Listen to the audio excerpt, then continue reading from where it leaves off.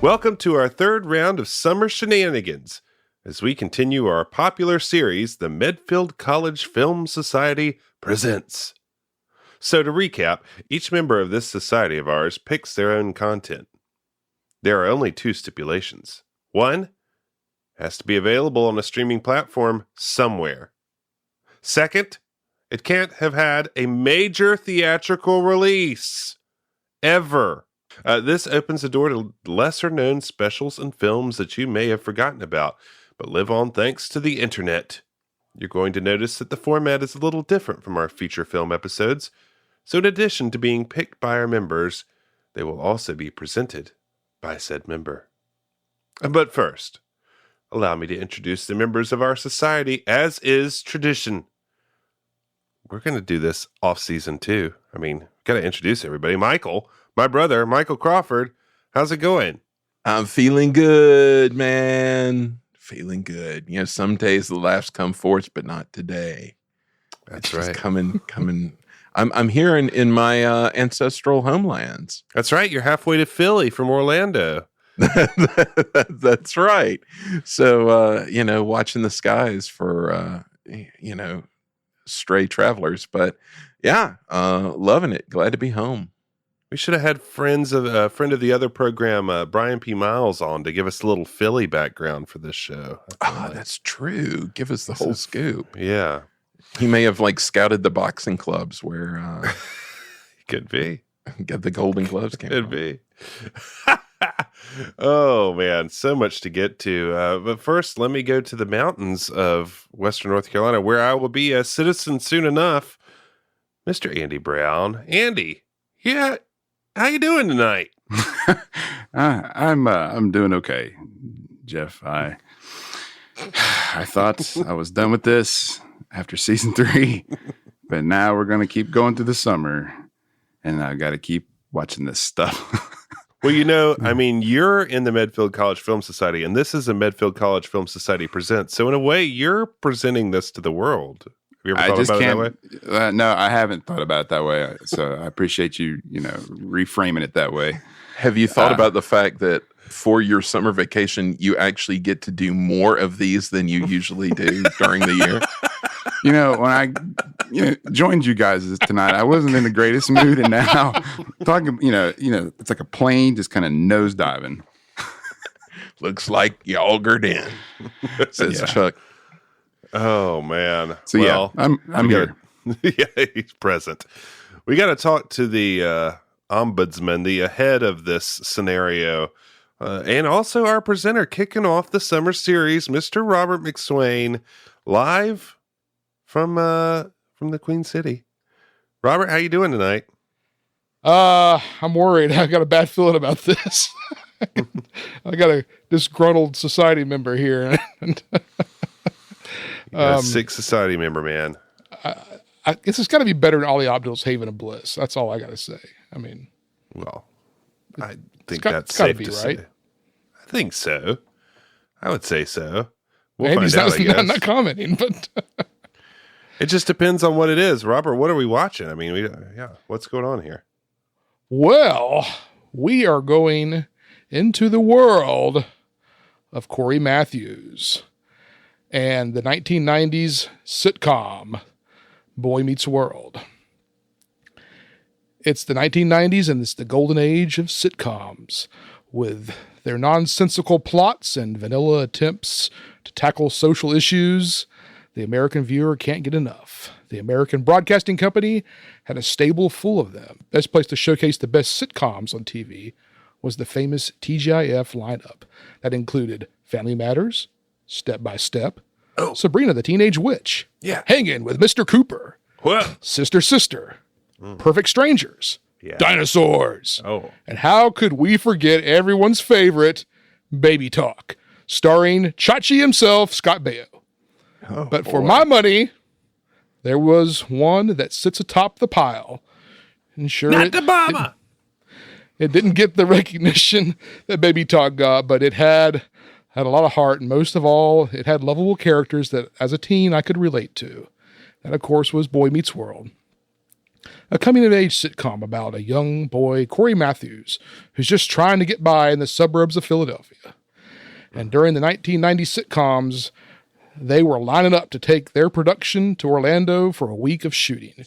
Shows like Sabrina the Teenage Witch, Roseanne, NBC's Blossom, Step by Step, Family Matters, and a show called Full House worked some storyline into the show where everyone, including secondary characters, somehow ended up at Walt Disney World, and some strange semi-dramatic course of events would happen, and we'd be treated to a 24-minute Walt Disney World commercial. It was a win-win for everybody, right? What a weird phenomenon. It's a great idea, though. Yeah, but when you list all the different shows that did it, how weird is that? Yeah, I Roseanne. We gotta have. you we gotta have the Roseanne Disney. up here. That's interesting. Yeah.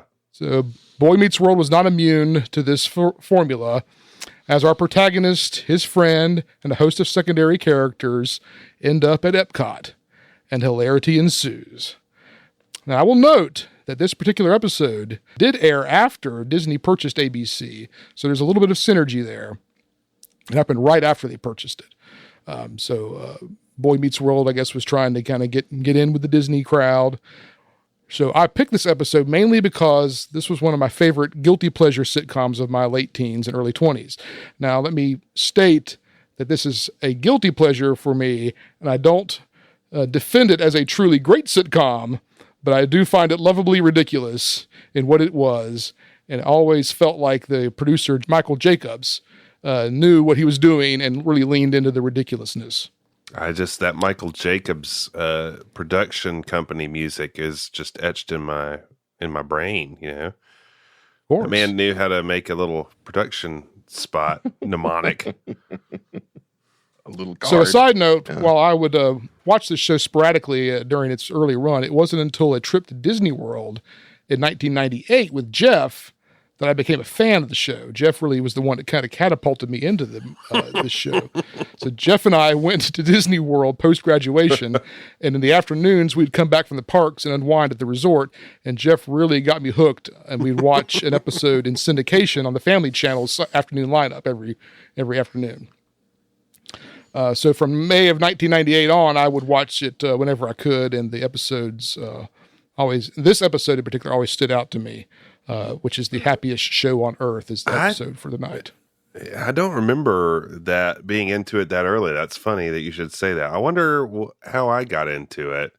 I just remember we came back and like you're like, oh, we gotta watch this show. This show's really really dialed in. And I was like, it's okay. And then I started watching it and they really lean into the ridiculousness, and we'll see why. What I'm talking about here, I think. Caught it on the Family Channel while you were waiting for 700 Club to air. Yeah, I don't know. I don't remember. I wonder if I'm in that's time for 700 Club kicks in. I remember watching it on the Disney Channel during the Zoog era, but yeah. I don't know. Maybe it was on the Disney. It could have been the Disney Channel when we were at Disney World. I remember watching much Family Channel. Yeah.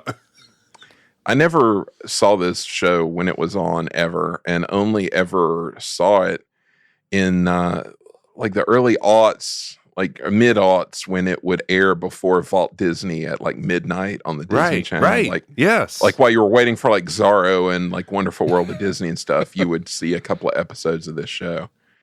Andy, been awfully quiet over there. I watched this show for one reason. Well, two reasons. First of all, the only reason I ever watched it the only reason I would be on my TV would be because of Robert would be watching it in our apartment in college. Then the only reason I would stick around to watch it was because of Topanga. And I was like, all right. So, hey, being honest here. So, yeah. This is a big Topanga hair episode. I can't believe a lot of them were. Yeah. I cannot believe when I looked it up that, you know, Corey born a month after me, Topanga, you know, within a year of me. They always seem so young. Yeah. Since we were watching reruns. Yeah. Yeah, I always thought of them as super young, but yeah, I guess was probably watching them 10 years after they were on or something like that. Right. Yeah. Right. So, without further ado, let's dive in, shall we? Recently on Boy Meets World. Corey Matthews is just your everyday run-of-the-mill sixth grader trying to survive middle school. To help him on his quest is his ride-or-die, rough-around-the-edges best bud, Sean Hunter. Together they navigate the treacherous world of John Quincy Adams Middle School, Mr. Feeny's English class, and the greatest mystery of all, girls. Then something strange happens, and they skip 7th and 8th grade and go straight to the 9th grade where Mr. Feeny is now the principal. Corey and Sean are having all kinds of fun in the hall outside of one classroom as a limited faculty teach 12 students. Corey just can't figure out this one girl called Topanga. Will he or won't he ask her out? The delicate dance continues through Season 2 until finally in 10th grade in Season 3, Corey lands what every 10th grader wants, and that's a serious relationship. With Corey off the market, the girls are beating his door down now. At a party, one thing leads to another, and Corey is caught kissing another girl. Welcome to Splitsville, Corey Matthews. Population U. Being single isn't all bad for Corey, though, as he's lining up dates left and right now, and living the 10th grader's dream. Did they really skip 2 grades? Yeah, they just because I was like looking at it and like going, well, Season 3, they're in the 10th grade. How grade were they when they started? And they were in the 6th grade, and they said that was just one of the continuity errors of the show. Was they? I guess What a mini! Love how back in the day shows just did not care. They'd be like, oh, yep, now they're in high school. I was going to say that Boy Meets World, there's like a big continuity error between Good Morning Miss Bliss and Saved by the Bell. Yeah, it's like a schism, but Boy Meets World has like 4 of those at least. And and then it's not like, really it doesn't have the it. excuse. Like Miss Bliss, at least you've got the excuse. It's like the multiverse of Bayside or whatever. But this is, it's just like they don't. Well, some of my favorite, whatever. Before we really get into it, some of my favorite continuity errors of this show was the one where Corey's sister comes down from upstairs and they hadn't seen her for like a whole year. And they're like, and he's like, where have you been? She's like, I've been upstairs. And she's like, for a year? She's like, yeah. And he's like, you look different, because it was a different actress. And she's like, oh, that's what a year will do to you. And she just leaves, like, walks out. Wow. That's a really great moment. They were really ahead of the curve, I will say, in defense of Boy Meets World, of like pointing that stuff out. It was before like a lot of things did that, it was avant-garde in that way. And then I think it was when they graduated high school, Minkus walks out.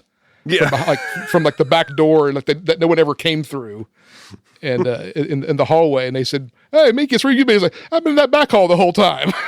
Never been over this side of the school. Wow. So at least they were aware of. They were aware. Yeah. So before we get started, does anyone have a problem with the title of this episode? The Happiest Show on Earth. Absolutely. And there's a gap in the episode too, reflecting that. So it's a current events. I think the head honcho or one of the other people in the company just made this same mistake. Yeah. There's somebody I know who works for the company who's very militant on this topic, and it's a a red letter trigger for them about this subject. This is going over my head. You're talking about. Oh, you know what we're talking about. The Happiest Show, the happiest place on earth. Where's the happiest place on earth, Andy? Well, Disney World. Oh no. Disneyland, whatever. Yeah. Disneyland. Okay, there you go. You got it. There you go.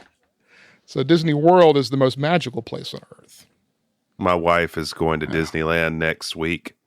And she keeps saying Disney World. I'm like, it's Disneyland. You just got to know that it's Disney. It's not Disney World. She's like, whatever. And I'm like, it's actually kind of a big people deal. Out there.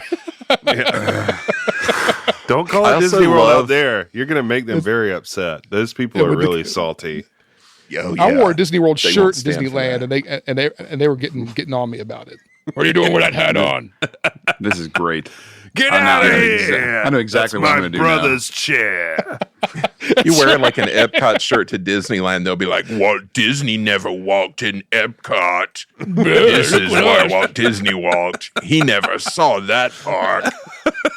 Suckers.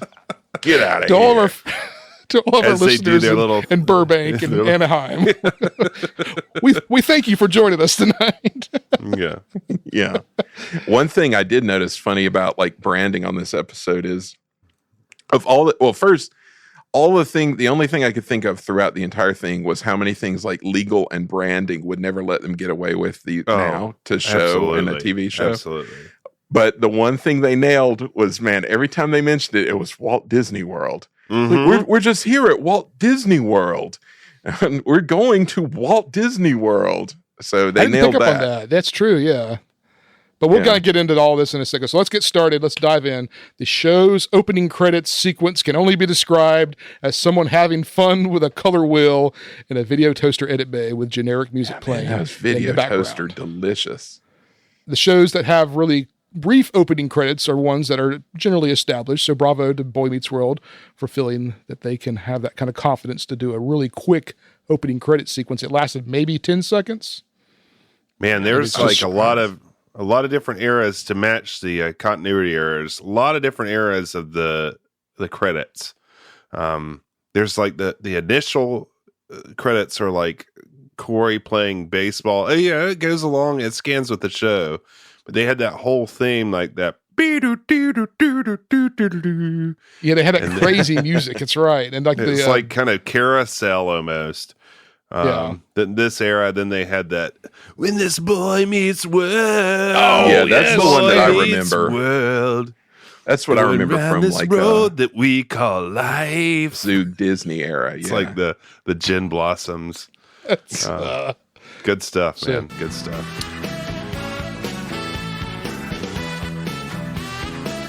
the show opens with Corey dancing with a redheaded girl at his favorite hangout, Chubby's, where Corey's date, Kristen, is eating up his dorky vibe. I got to ask a question real quick. Would you rather hang out at the Max or Chubby's? And I'm going Chubby's. I gotta go Chubby's yeah. all the way. It's got like that rumpus room vibe going on. It's Yeah, nice. totally. Yeah, it does. Yeah, that's Yeah, right. it does. Okay. I thought the I, girl was this like a girl- young Bryce. Never mind.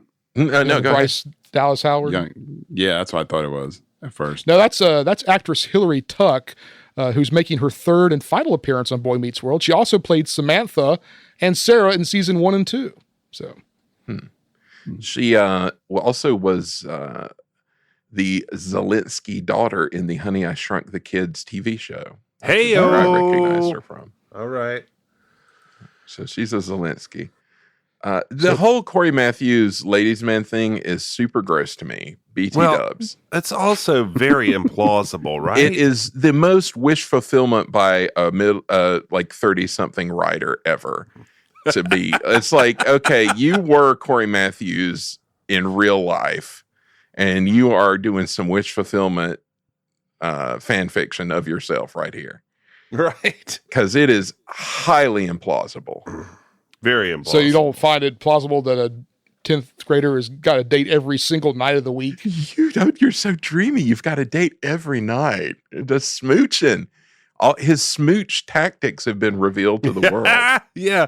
And also, it's like they make so much hay about him being like awkward for all of the rest of the show. Yes. Before and after, except for this one moment. So it's a big pivot. It's like you're the dorky everyman who is also like the maximum Lothario of like high school. It does not make sense.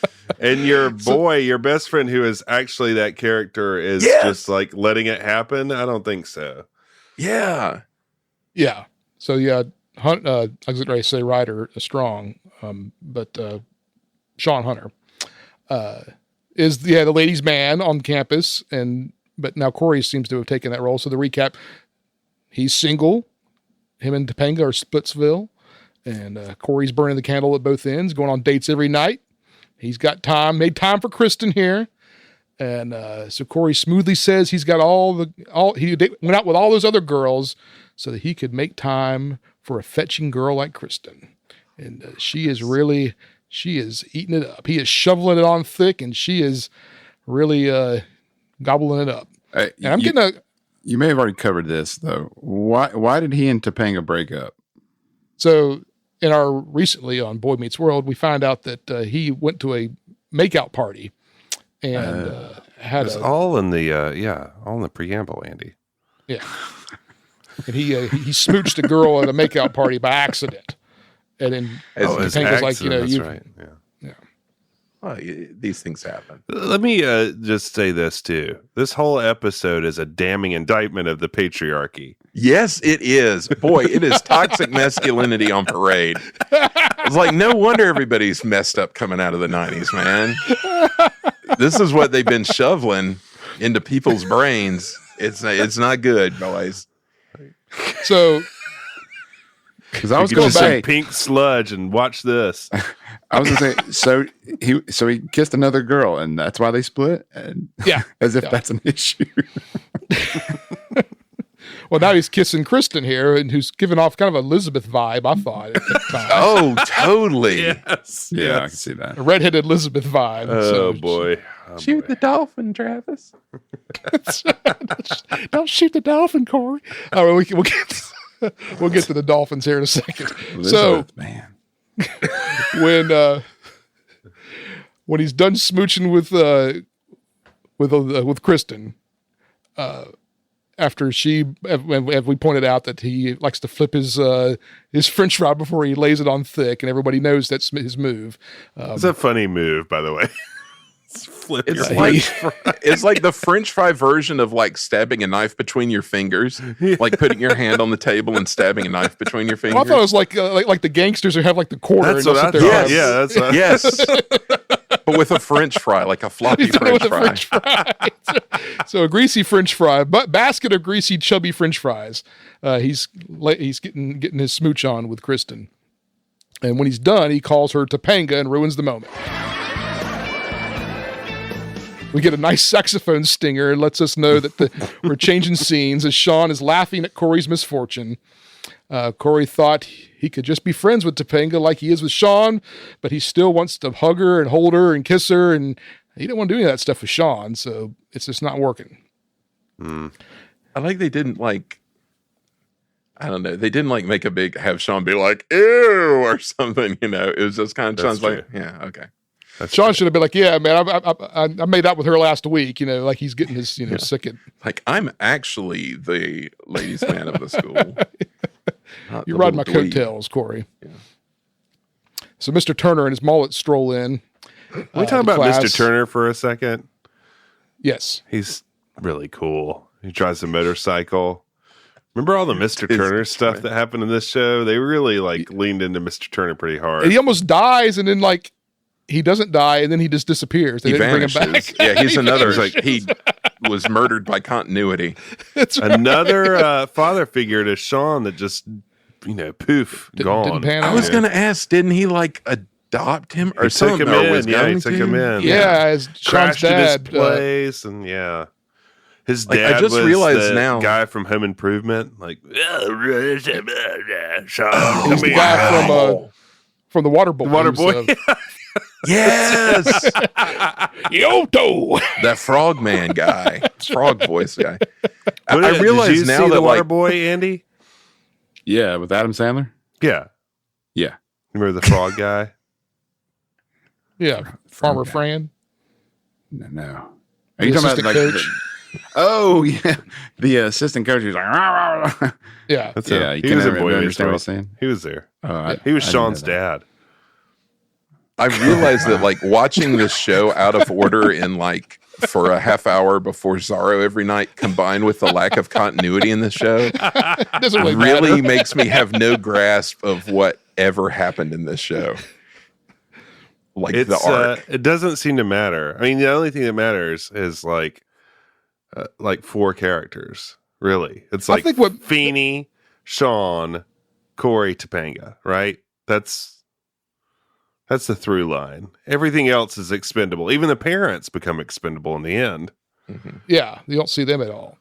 Well, I think that's what Michael was saying. Is this makes this show so ridiculous is you could jump into it at any point in any season, and you're really not going to miss anything. It's just like completely different everything. Yeah, it is. Each week was it's just a multiverse, totally different world. It is. That's right. And the Doctor principal, Who. the principal, he was the voice of Knight Rider card of Kit, right? Absolutely, absolutely. Yes. Oh yeah. Okay. Also in The Thought I Graduate. recognized. William Daniels. Yeah. Also, I just wonder if the reason their school was John Adams is because he was John Adams in 1776. That's right. That's right. That just occurred to me. So, Still alive. Hey, man, I'm not going to have anything bad about Mr. Feeny be said on this podcast. Just great William Daniels, man. He was he is the greatest. a real lifeline to the show. I don't know how he got involved in it, but he seemed to enjoy it, and I enjoyed watching him. So back to our episode here. Mr. Turner and his mullet have strolled into class, and he announces that the winners of the big essay he had them write at the beginning of the year on, I believe, environmentalism, are going to get a trip to Walt Disney World in Orlando. Naturally. I can't believe they didn't say that it's like the environmentality, contest, or like throw in environmentality into that. Uh-huh. And the winners are Kristen, Ronnie Lips Waterman. Oh, Lord. How many Casanovas are there in this place? This guy came from a whole nother show entirely. Oh, This yeah. guy. Well, This guy, And was this everywhere. guy here, Came from a show in the future. Waterman, or Lips, shrugs off the. He's going to Disney World. He's just like, whatever. And he goes back to making time with the girl behind him. That's portrayed by Andrew Keegan, who also came out of the TGI Central Casting Office and appeared in Step by Step, Sabrina the Teenage Witch, and also on another show called Full House. He looks like he should have been like the Italian exchange student or something. He's just got Euro trash written all When over he him. showed up on screen, my wife was watching this with me, and she's like, "Oh, I remember that guy." She's like, Okay. yeah. All right. So All apparently, right. this guy So was. we begin to understand. Yeah, apparently he had a following amongst a certain population All right. of young girls. With Lips putting the moves on Kristen and Orlando, Corey is happy that he can now put the moves on Topanga. But Mr. Turner announces that Topanga was the last winner, which gets Lips to drop the floozy behind him and applaud Topanga. And we get a classic Corey one-liner, "I hate my life."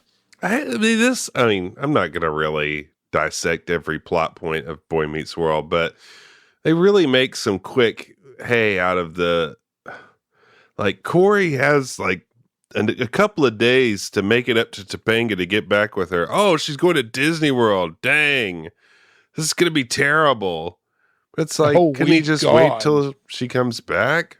Well, she's got Lips. Lips is going with her. He can't. Yeah. He's got to act before Lips puts the moves on her. Lips doesn't seem that interested in her at the moment. But, I mean, Well, I guess... he turned around and applauded when he found out she was going. Corey has insecurity problems. Yeah. All right, so let's recap. Corey messes up, causing him and Topanga to break up. Instead of wallowing in self-pity, he's out playing the scene and being somewhat successful at it. Hypocrite. But he wants to be with one girl, and he can't, and he hates his life. So we fade up from black, and Lips and Topanga are on Dumbo ride, and it's at the old location by the carousel. Topanga is worried that her hair might get caught in the ride. Lips says, "Your hair is safe, but your lips are in danger." And we get an awkward first-person Topanga shot as Lips moves in to lay one on the camera. The scene is cut to the sound of Corey screaming, and it was all a nightmare. It's bad stuff. I thought they had cut to like them being at Disney World. And I was like, whoa, wait a minute. Wow, That was I'm wasting fast. no time here. So I put this in my notes later, but I'll get into it now. Like, I can't watch this stuff, especially like when they're on locations like this, without like my video producer brain kicking in, and like the logistics of having to shoot on a moving Dumbo ride, and like how did they get a camera on there? Because they weren't shooting with little tiny cameras back then. I mean, they had to have a big old rig hooked onto the side of that Dumbo that. Strap it on there, boys. That's that why they Lips got had the a kiss. Disney MGM Studios theme park there to That's help right, with man. this. It's true, yeah. So they know how to. We'll get you a camera on that Dumbo. Don't worry. We can get a camera on any ride here. I'll tell you that. That's right. And have some awkward tourists standing in the background watching. Yeah. When was this film? 95? 96. 96? Oh man, just 3 years later I was pushing that button, man. I was talking through that loudspeaker right there. Felt like a long time. They don't go to studios in this episode. That's odd. It's really Epcot centric. It's just, yeah, it really is.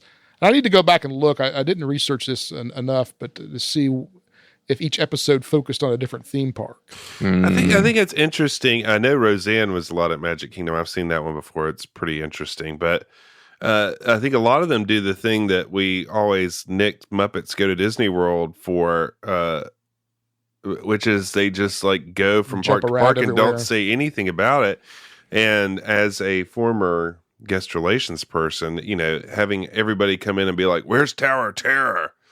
You're like, "Oh, it's at another park." "What do you mean? I thought it was at Disney World." It's like, well, it's not. It is, but this, it just seems like they're doing.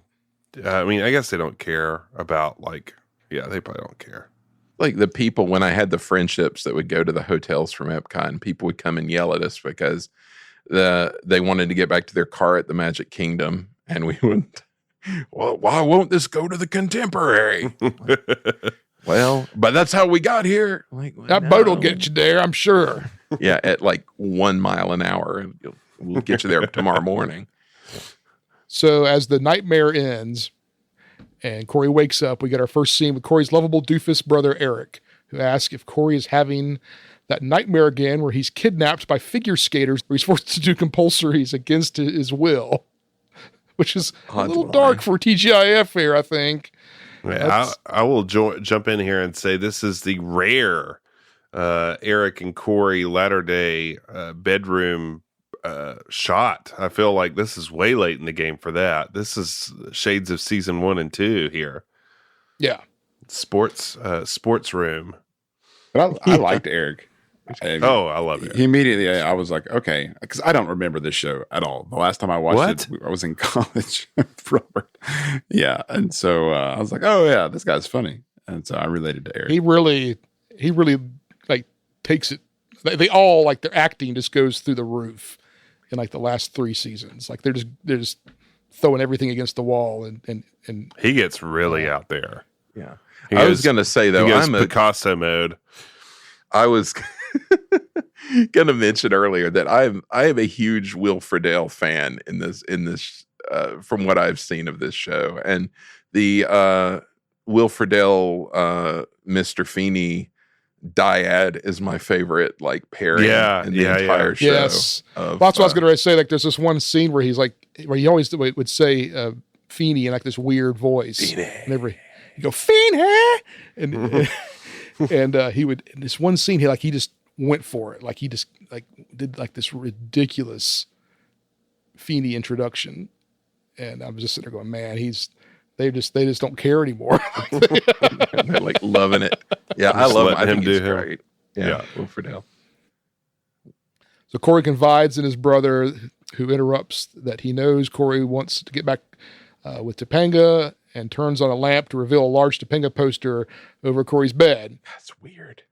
Eric tells Corey he needs to go to Florida immediately to win her back.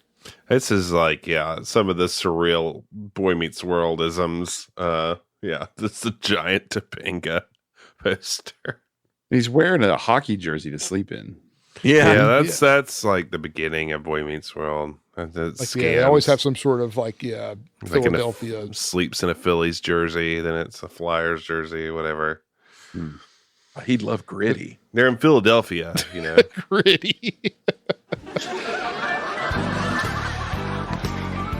The next day at school, Corey tells Eric he's heading to Florida, and Eric is going to cover for him with a Corey dummy he's made. We get a bad prop gag with Sean thinking it's Corey, and that's that. Corey, Eric. Well, I mean, I think we should talk about it a little bit more than that.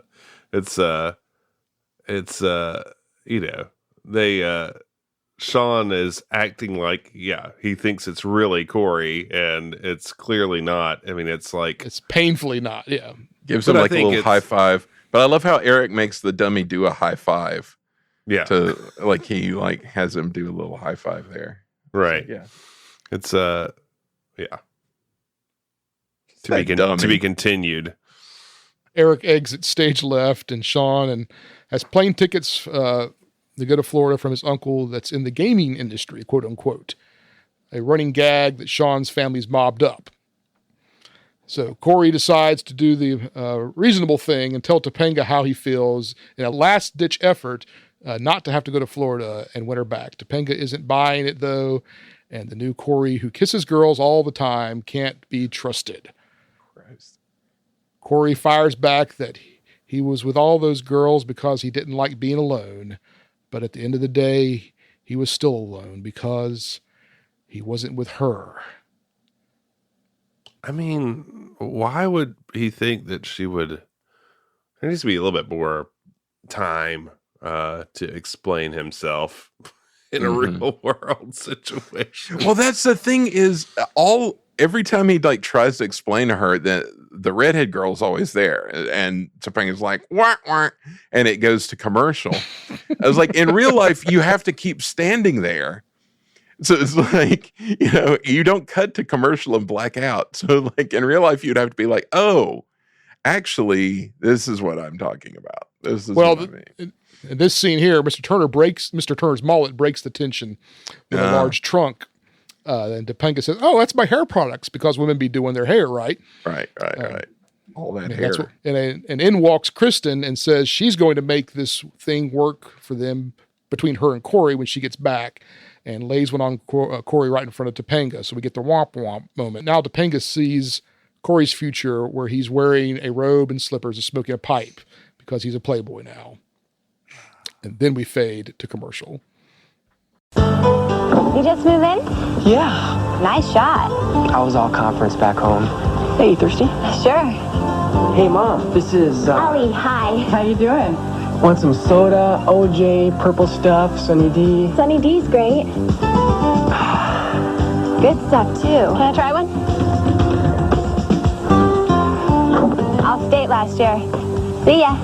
More Sunny Delight? Goes great with humble pie. Sunny Delight, the good stuff kids go for. How can I be a worthy mother when all I want is my children's cereal? Kellogg's Frosted Flakes just for kids? Brave adults say no. My wife said she'd do anything to help. I told her to get me a spoon. Now more than ever, these adults are stepping forward to admit they love that sweet, delicious crunch. My passion finally led to a marriage of convenience. He's a milkman. Come on, give in. Frosted Flakes have the taste adults have grown to love. They're great. When covering all the news in the Carolinas, it's not only what you cover, but also what you uncover. Eyewitness News has the team of reporters who stays on top of local breaking news, who has the experience to cover major news of the day. A team that always brings you more details. Because when you want the best coverage of breaking news, it's not only what you cover, but what you uncover. Channel 9 Eyewitness News, covering the Carolinas. Can we talk about, is it Sean? Sean's vest that he's wearing? Yeah. Well, the whole wardrobe department for this show is really, there's something, and there's something else. I mean, yeah, it's like a flowers on the front, then this like tan beige on the back. Yeah, he's like a floral cowboy. Like floral cowboy. Like he's going to the rodeo cowboy in a quilt. Yeah. I was just like, that's an interesting choice. So we fade up to 1996 Epcot in all its glory, with Horizons and World of Motion buildings still there. My heart. This episode affected me in many ways. Nothing to do with the actual plot, characters, anything where there were people on screen, but like the ambiance of mid-90s Epcot. It still could be saved at this point. They could still save it. Yeah. We crossfade to the Magic Kingdom, so people who don't know what Epcot looks like will have some frame of reference. And then it's back to Epcot as the monorail goes by, and we pan over to the living seas. Whoop, whoop, whoop, whoop, whoop. Look, everybody, it's the Magic Kingdom. It's Disney World. Oh, okay. Still wearing the same clothes from earlier that day, Topanga, Lips, and company are walking backstage where Heidi, the Tool Time girl, is moonlighting as a marine biologist. Yeah, why did she have to be so, like, modelly? I mean, it's like just be a regular person. Why is everybody who works at Living Sea supposed to be hot? That was so weird. It's so like, here's your arbitrary. sexy dolphin attendant lady. Mine. Mine.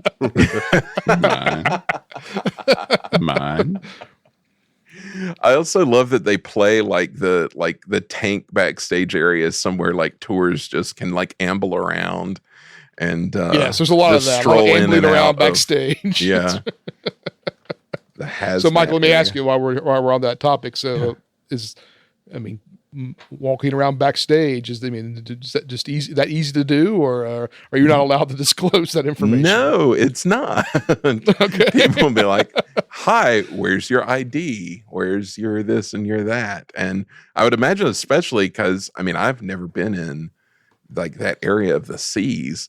I mean, to get in like to the animal area is not something that they can just like, oh, this is we'll get to it. We've checked everywhere, but here it is. We just open up this door. I'm sure it's very difficult to get in, is what I'm saying. 9/11 changed everything. It's true. Even for the dolphins. Yeah. They have to keep people out because everyone's so sexy there. Everybody be trying to get in. Hide somewhere. About that time, Corey and Sean roll up at Epcot, bags in hand. I assume Sean's uncle got them some sweet park hopper tip passes for the week. Yeah. Because they just somehow they got into Epcot. Got to be a super duper pass, probably. Sean announces they made it to the happiest place on Earth. Burnt. So, despite the flight being a cargo plane, another out-of-touch, cringeworthy line for Disney World fans.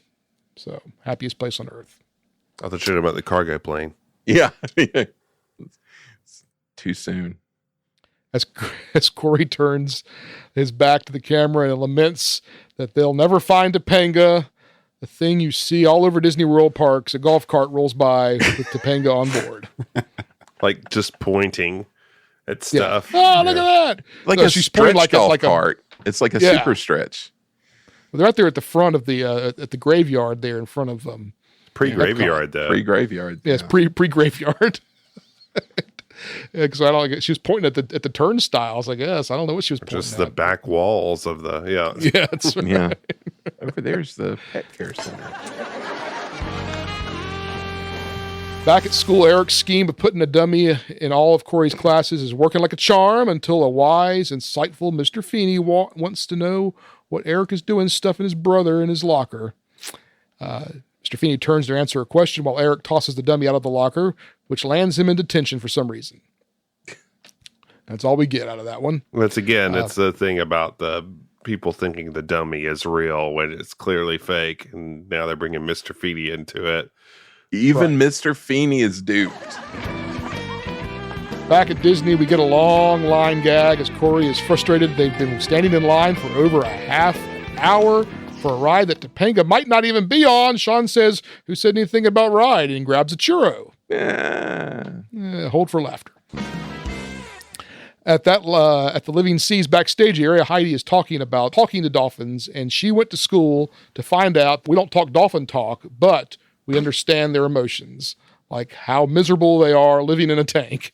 Amber, a new one, is extra miserable because she was taken from her mate after they found her beached. It gets dark, man. It's getting dark. Yeah, really. So Corey and Sean just happened to stumble into the backstage area and lo and behold, find Topanga. What are the chances? I just imagine them going into like the sign shop behind the Japan pavilion and just like the electrical rooms and like the rooms where like all the computers are for things back then, and just one by one touring the facilities. So as Corey monologues about his love for Topanga, up walks Kristen, the real tragic figure of all of this. She thinks Corey is professing his undying love for her and once again jumps on Corey and gives him a quick forced kiss in front of Topanga. The next morning at Splash Mountain, Corey and Sean are breaking all kinds of laws by sleeping in a ride vehicle, aka a log. Of all the places to sleep. I mean, literally anywhere would be better than that. Michael, you transition nicely into my next question, my next cold question. So let's just open the floor up to our Disney experts here and put aside the absurdity of what this was. And what would be some better options to catch a few winks at Disney property without trespassing to this level? I got one. Okay. The grass. Yeah. Anywhere. Anywhere. Yeah, you go to Fort Wilderness, man. That's exactly what I was thinking. I'd go to Fort Wilderness would be my first At stop. this time, just go to Fiesta Fun Center and find a quiet corner and where they're not looking and just curl up. Shoot, back in the day, you could go to the far end of the beach at the Polynesian. You could probably sleep out there. That's true. Yeah. Literally anywhere, probably, besides there where they went. Yeah. So a side note, we were at Epcot for the Millennium in 1999 on the 31st of December. And we got there like at rope drop and we were there until 1 in the morning. And like at 3 PM, like the whole park just took a nap. It was packed. It was the only time I've ever seen Epcot at capacity. And they shut the doors into Epcot around 3 PM. And then like people were like climbing over those, like they have those railings around the grassy areas, like in Future World. People were just climbing over the railings and just like curling up in the grass and sleeping everywhere. Like it was, it was so weird. Mass hysteria strikes and there's nothing they could do about it. Everybody falls asleep. Okay. So, the two discussed the logistics of sweeping Topi, as Corey calls her, which I've never heard him refer to Topanga as Topi before. He wants to sweep Topi off her feet. But first, Corey needs to get clean and fresh. But where are we going to find a shower? On Splash Mountain. The ride vehicle lurches forward and immediately goes over the drop. So they were sleeping at the top of the falls? No, they're sleeping in They're sleeping in the load area, but went through a time vortex that somehow dragged them off the top of the falls. Yeah, exactly. Oh man, yeah. There's this. Yeah, yeah. I saw that. I thought this is going to make some people upset. It's just, why is it necessary? It's like, it just felt like people who had probably never been to Disney World, or at least didn't have a really strong grasp, were like, where are we going to let them sleep? Well, we need to get a ride in here somewhere. Yeah. What's a fun ride? They wanted, it's like, oh, let's show there are thrills for teens because the teens will be watching. So we got to show a thrill ride. Well, what's our newest thrill ride? Splash Mountain. So I'm surprised they didn't have them sleeping on like the Tower of Terror. That would have been the play, right? But they had the no studios embargo going on, I guess. Yeah. They could be like, we're going to stay. We need to find a hotel. Let's stay at this hotel. Exactly. Yep. And have that like guy that's always in the videos, that weird dude. They need They need this security officer to make an appearance. I wanted from Mouseketeers at Walt Disney World. There's 2,700 acres of land out there. There's nowhere to sleep. Oh, get off that Splash Mountain. What's wrong with you? With some fresh white tees and unbuttoned collared shirts, the two set off to find Topanga again in a nice montage as they ask Beast outside of Tomorrowland, Goofy dressed as a patriot outside of the American Adventure, then onto the Tomorrowland Indy Speedway, as it was called at the time, where Corey chases Topanga and Lips in a car, and then at Morocco, Topanga and Lips bump into Aladdin. Oh, wait, it's Corey. Yay. So upsetting. Very a upsetting. Short walk later, Topanga and Lips are getting their portrait made outside of France. Who's the talented artist? Oh, wait, it's Corey again. Which for some reason, these were all horrifying me and incredibly annoying. But for some reason, the portrait thing made me laugh because the portrait is like incredibly good. And it's just really dumb. Really, really dumb. And I was like, okay, I'll give you that. That's really dumb. Finally, inside the Coral Reef restaurant, Lips is really putting the moves on Topanga, who's had enough. She's had enough of guys chasing her. She stands up to storm out, only to see what appears to actually be Ben Savage diving in the tank with a sign that reads, "I will chase you forever." Boo! Gross. As she leaves, Sean slides in, pointing out that Corey loves her and that the tank's sign routine was his idea, to which Topanga tosses a glass of water in his face. I love how he doesn't really have anything to do except just kind of hang around. Feel like, nah, he just kind of loves you. I'm just like watching, just hanging out, eating churros. Yeah, well, he got the best end of the deal for sure. That's right, absolutely. Outside the Living Seas, Corey finally confronts Topanga as the water effect, the Living Seas sign continues to splash, making the sound crew really happy. That's all I could think about. It was like, how did they not turn that off? The whoever was running the boom mic was really having a fun night, let me tell you. As they argue about their relationship, Topanga snaps that every time she turns around, he's with another girl.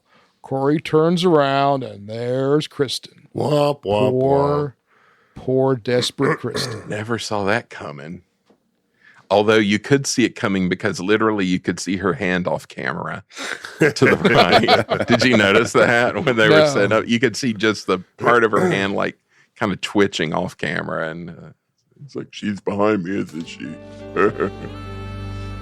Corey ends up at the Dolphin backstage area sporting his signature V-neck sweater look, where Stacey Keenan from Step by Step and My Two Dads is just hanging out backstage. Okay, I was going to ask, who is this person? What is this? This was so confusing to me. So this raises my question. So I went back and looked, and Step by Step was shooting their Disney World episode the same week that Boy Meets World was shooting theirs.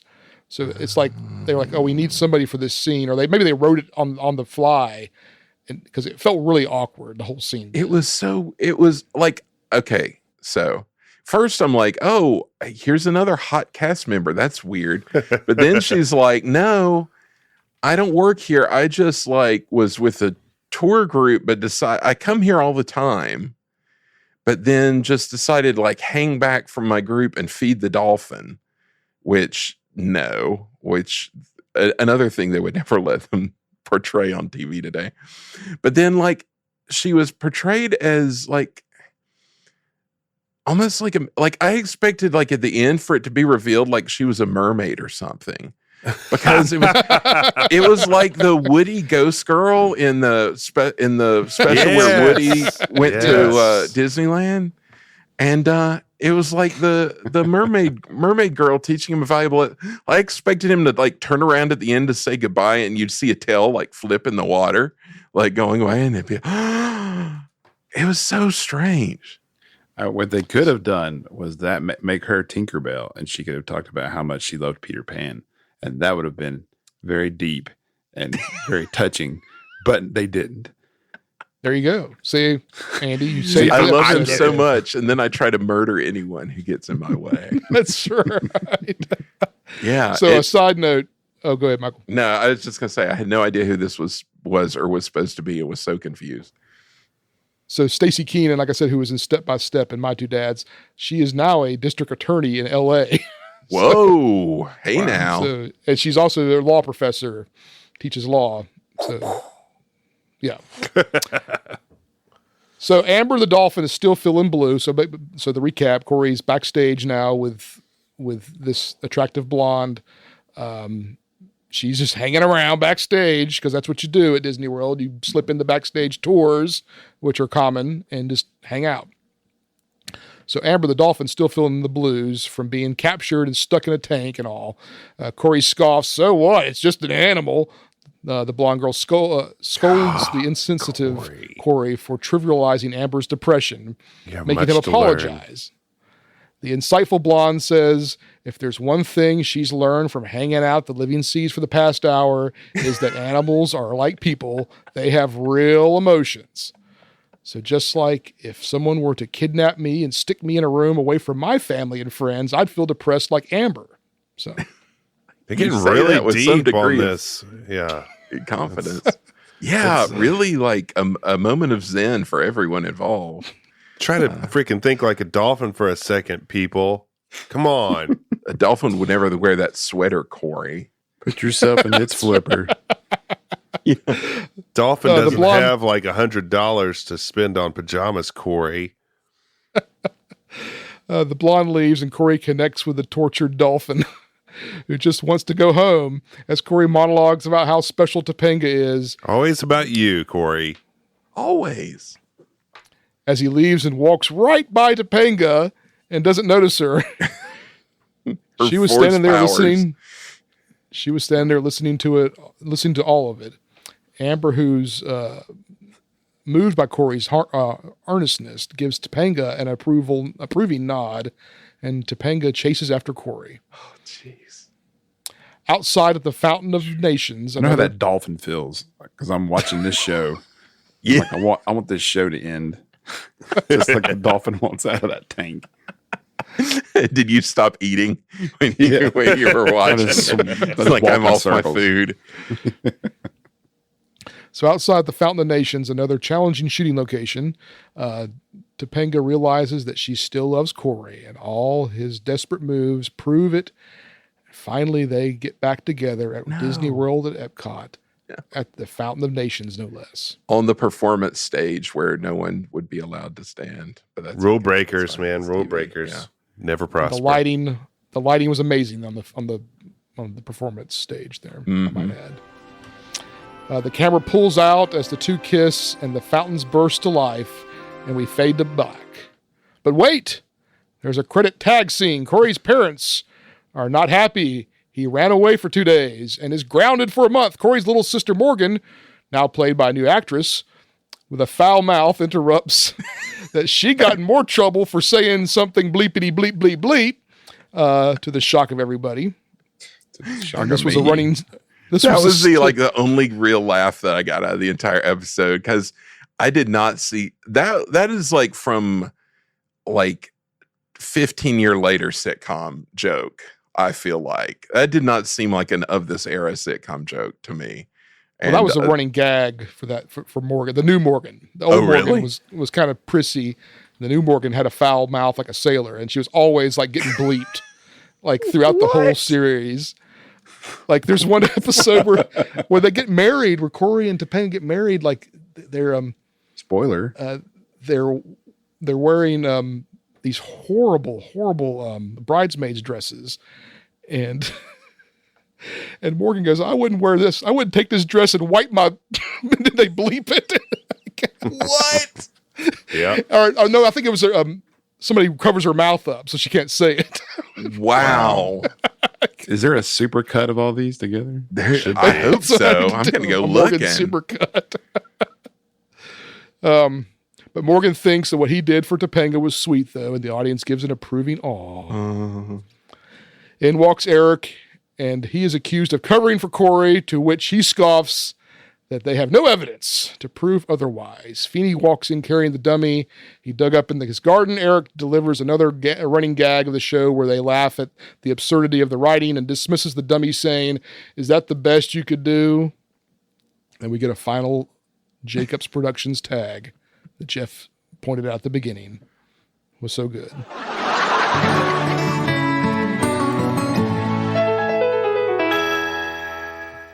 What a journey. I feel like Andy really liked that. What's that? I feel like Andy really liked it. Yeah, Andy, what'd you think? I thought it was stupid. I really did. I was like, this is dumb. Why are we watching this? I didn't care for it. I mean, there were moments where I was like, okay, that's humorous. But yeah, I just wanted it to be done. What a humorous comment. I was quite pleased at the fact that it was a sitcom episode, meaning it's only like 22 minutes long. So it's like, okay, well, that's doable.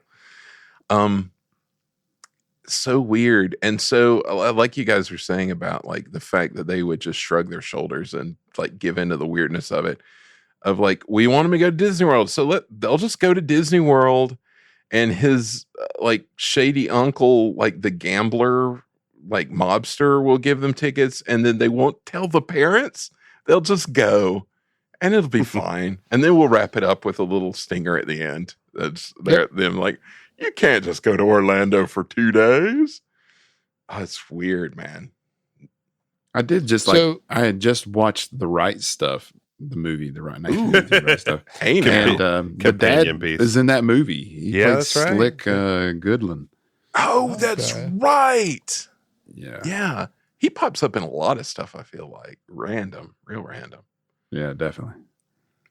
So our former cast members on the society, I know we've kind of talked about this before, but did you ever bump into them trying to shoot a sitcom in the parks on the property? Did you ever see any of that taking place while you were there? We saw a parade being filmed, but that's about it. Mm-hmm. Yeah, that's it. That's all I can remember. I feel like I saw... It was just like stand-ups being done for a parade with whoever was like the host or whatever, like just standing in front of the castle or whatever. And so stuff like that. When I was there for the Millennium again, we were over at Italy and they have that sort of like that bridge there near the lagoon. Mm-hmm.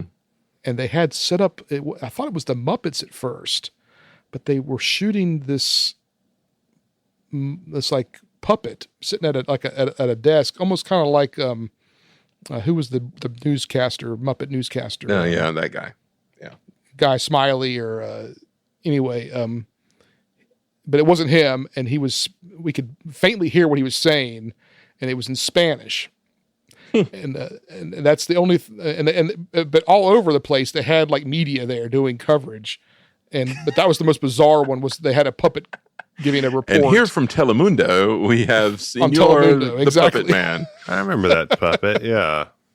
So, we hope you enjoyed our first episode of the summer. I know Andy did.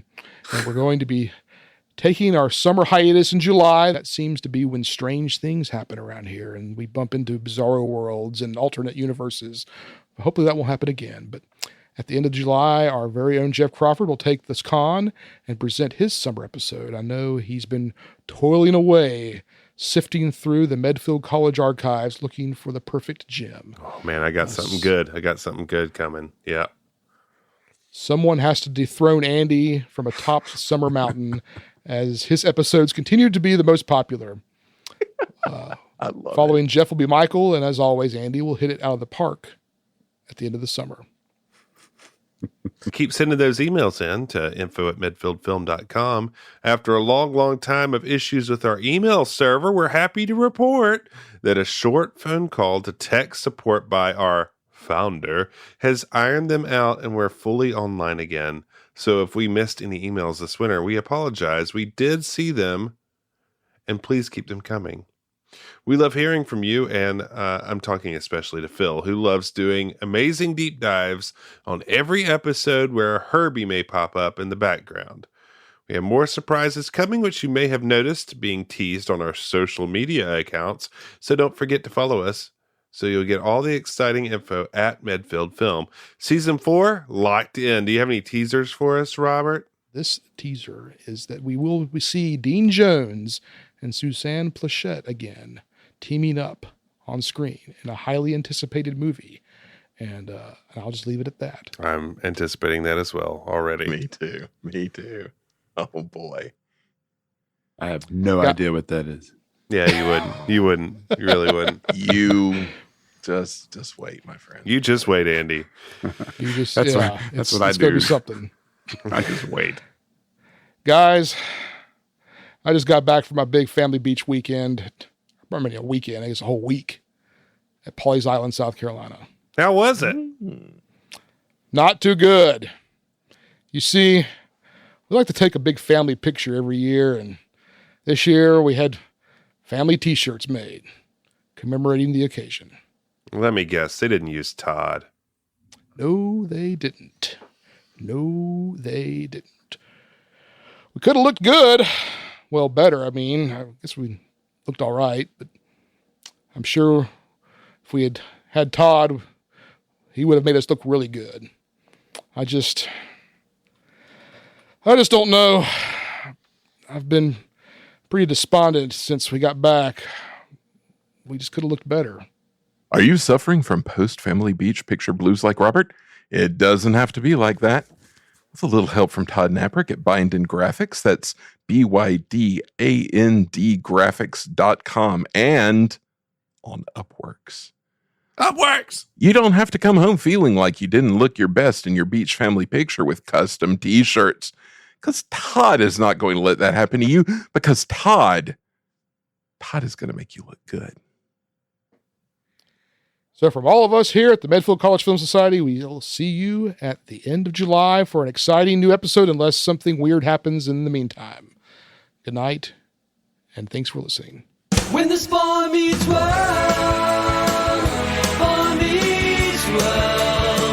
wandering down this road that we call life, is what we're doing. It's good to know I have friends who will always stand by me. When this boy meets world. For starters, this house and school are the only two places you're going to see for the next month. A month? I got more the time I said. Morgan! You get up to your room there. You're grounded for 2 months. I gotta learn self-control.